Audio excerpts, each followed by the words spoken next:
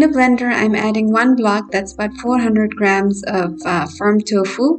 Any kind of tofu here will do, but don't use silken tofu. I didn't find that this recipe worked best with silken tofu. And to this, I'm going to add about 1/4 of a teaspoon of turmeric powder, about half a teaspoon of cumin powder, about half a teaspoon of kala namak, about half a teaspoon of Pav Bhaji Masala. This is optional, but this really enhances the spices.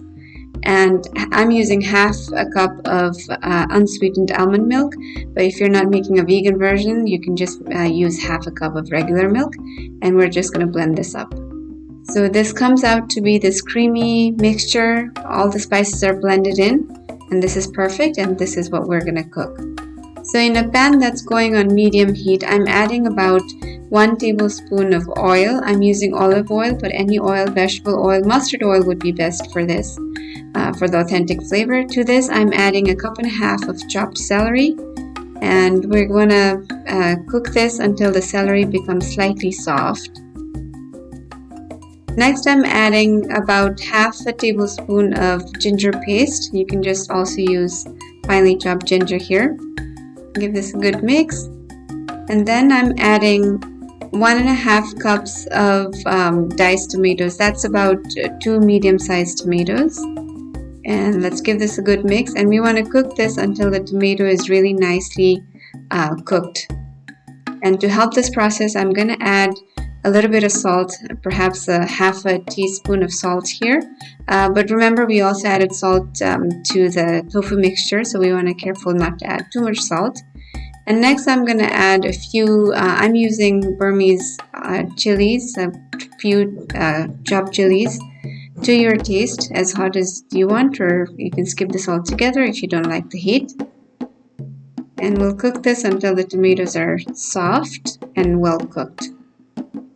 I'm going to cover this and cook this for about 5 minutes or so.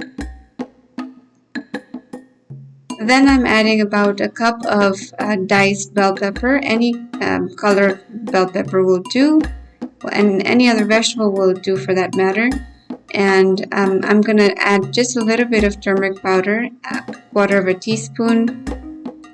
And I'm also adding half a teaspoon of coriander powder. And also I'm adding 1 teaspoon of the Pav Bhaji Masala.